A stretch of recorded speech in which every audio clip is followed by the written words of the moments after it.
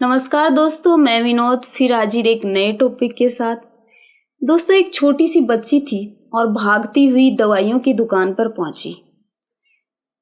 वहां पर कुछ देर खड़ी रही और अपना गुल्लक साथ लेके गई थी। जो बच्चों का गुल्लक होता है मिट्टी का, वो साथ में लिए हुए खड़ी थी।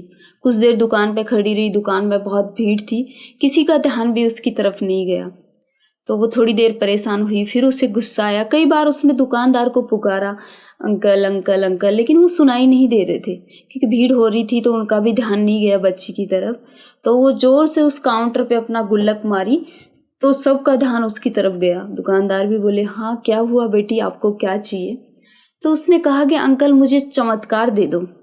अब उसके समझ में नहीं आया। उन्होंने अंकल ने कहा कि यहाँ चमत्कार नहीं मिलता, और सब लोग उसकी तरफ अफसोस से देखने लगे कि चमत्कार कैसे मांग रही है। फिर उसने सोचा कि मेरे पास शायद पैसे कम हैं, ये झूठ बोल रहे हैं। तो बच्ची ने कहा कि मेरे पास बहुत सारे पैसे हैं, मैं पूरा गुल्लक लेकर आई हूँ, आप पैसे की टेंशन मत लो, मुझे बस एक चमत्कार दे दो। तो फिर से दुकानदार ने कहा कि हमारे पास चमत्कार नहीं मिलता। तो वहीं पे एक आदमी और खड़ा हुआ था उसी भीड़ में। उसने उस बच्ची से पूछा कि बेटी तुम्हें चमत्कार क्यों चाहिए? तो उसने कहा कि मेरे भाई के अचानक से सर में दर्द हो गया था और मेरी मम्मी पापा वहाँ हॉस्पिटल ले गए।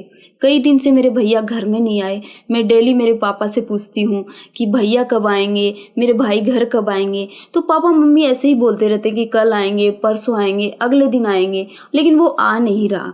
और जब मैंने रात को देखा तो मम्मी पापा दोनों रो रहे थे और पापा मम्मी से बोल रहे थे कि अब तो भैया को कोई चमत्कार ही बचा सकता है, यानी बेटे को कोई चमत्कार ही बचा सकता है। मेरे पास इतने पैसे नहीं हैं कि मैं उसका इलाज करवा सकूं।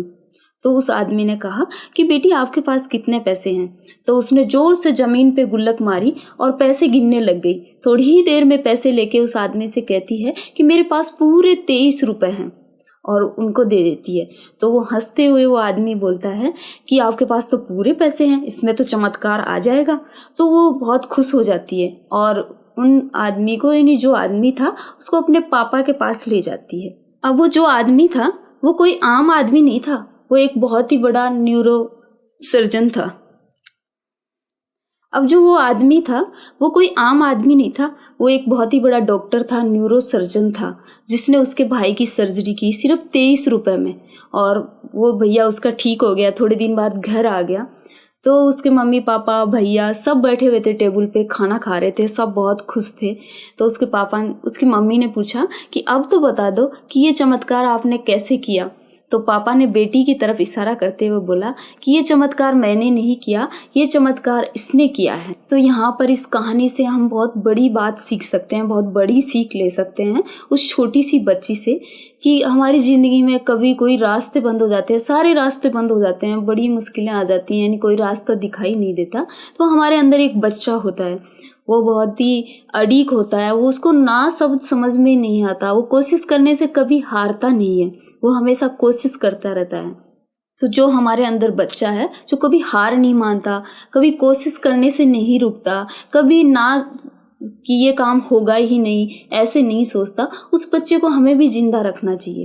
इस कहानी से यही सीख मिलती है कि हमें हमेशा कोशिश करते रहना चाहिए। चाहे कोई भी रास्ता दिखाई नहीं दे रहा हो, धीरे धीरे रास्ते निकल ही जाते हैं, कभी भी घबराना नहीं चाहिए। चाहे कोई बड़ी से बड़ी मुश्किल हो तो भी हमें डटकर उसका मुकाबला करना चाहिए, सोच समझ कर उस काम को करना चाहिए, तो वो काम आसानी से हो जाता है। और साथ ही ईश्वर पे भरोसा रखना चाहिए, वो जो करते हैं सब अच्छे के लिए ही करते हैं। तो आज के लिए इतना ही, मिलते हैं किसी नई टॉपिक के साथ, तब तक के लिए बाय बाय।